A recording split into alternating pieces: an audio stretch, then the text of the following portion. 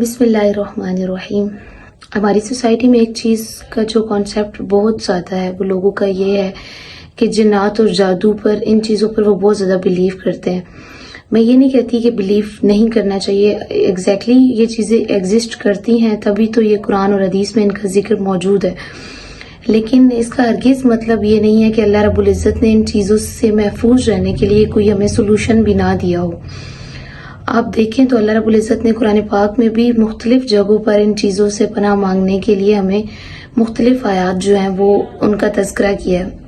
ان میں سب سے معروف جو ہماری آیہ مبارکہ ہے وہ سورہ القلم 29ویں سپارے میں سیکنڈ لاسٹ آیا ہے، جو نظر بد سے بھی انسان کو محفوظ رکھتی ہے اور جنات اور جادو کے خلاف بھی انسان کو پناہ مل جاتی ہے. اس کے علاوہ جو حدیث میں بہت زیادہ تذکرہ ہے وہ آیت الکرسی کا ہے، جو آپ جانتے ہیں سورہ البقرہ کی آیا ہے تیسرے سپارے میں، وہ اس کی سٹارٹنگ ہے تیسرے سپارے کی، اور آیت الکرسی تو سبھی کو یاد ہوتی ہے ڈیفینیٹلی. تو آیت الکرسی کے بارے میں تو حضور علیہ السلام نے ارشاد فرمایا کہ آیت الکرسی جو ہے وہ انسان کو جنات سے اور شیطان سے محفوظ کرتی ہے، اور جو شخص آیت الکرسی پڑھ لیتا ہے اللہ رب العزت اس کے لیے ایک محافظ مقرر کر دیتے ہیں.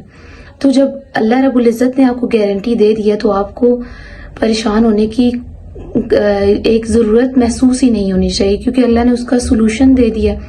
اس کے علاوہ جادو کی، اور آج کل بہت زیادہ یہ لوگوں کے اندر پائی جاتی ہے کہ وہ ان چیزوں سے بہت زیادہ گھبراتے ہیں اور لوگوں کے غلط انٹینشن سے وہ پریشان ہو جاتے ہیں. ایگزیکٹلی ان کو ہونا بھی چاہیے، لیکن اللہ رب العزت نے ہمیں سولوشن بھی تو دیا ہے. حضور علیہ السلام نے فرمایا کہ معوذات کی تلاوت جو ہے انسان کے لیے ہر شے کے لیے کافی ہو جاتی ہے، یعنی جنات اور جادو کے خلاف ہر چیز کے لیے معوذات کی تلاوت کافی ہو جاتی ہے. اب معوذات کس کو کہا جاتا ہے؟ جو ہمارے کل ہے، اس میں سورہ اخلاص شامل ہے، سورہ الفلق ہے اور سورہ الناس ہے. تو ان کو جو شخص صبح و شام پڑھ لیتا ہے تو اللہ رب العزت کی وہ پناہ میں آ جاتا ہے.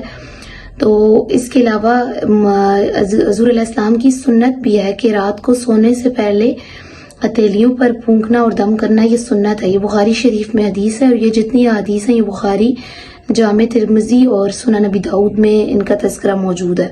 آپ لوگ اس میں سے کنسلٹ کر سکتے ہیں، اور وتھ پروف جو ہے وہ میں یہ حدیث آپ کے سامنے بیان کر رہی ہوں. تو ہم جب یہ چیزیں پڑھ لیتے ہیں جو اللہ رب العزت نے جن کی گارنٹی ہمیں دی ہے، تو ہمیں اس چیز پر شک کرنا ہمارا بنتا ہی نہیں ہے. اللہ رب العزت سب کو اپنی پناہ میں رکھے. تو جب آپ آیت الکرسی پڑھ لیتے ہیں تو جنات اور جادو کیا، دنیا کی کوئی بھی طاقت آپ کو کوئی نقصان نہیں پہنچا سکتی. بس انسان کی ساری بات جو ہے وہ بلیو کی ہے، اس کے کامل یقین کی ہے، ایمان کی ہے.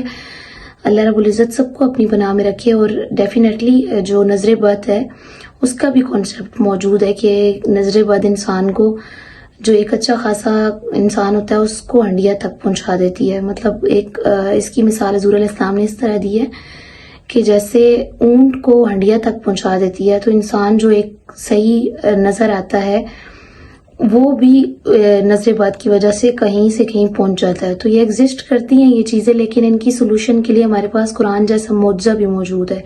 تو اگر ہم ان چیزوں کو معمول بنا لیں، ان وظائف کو، ان قرآنی آیات کو، اوراد کو، تو اللہ رب العزت ہمیں ضرور پناہ میں رکھیں گے انشاءاللہ.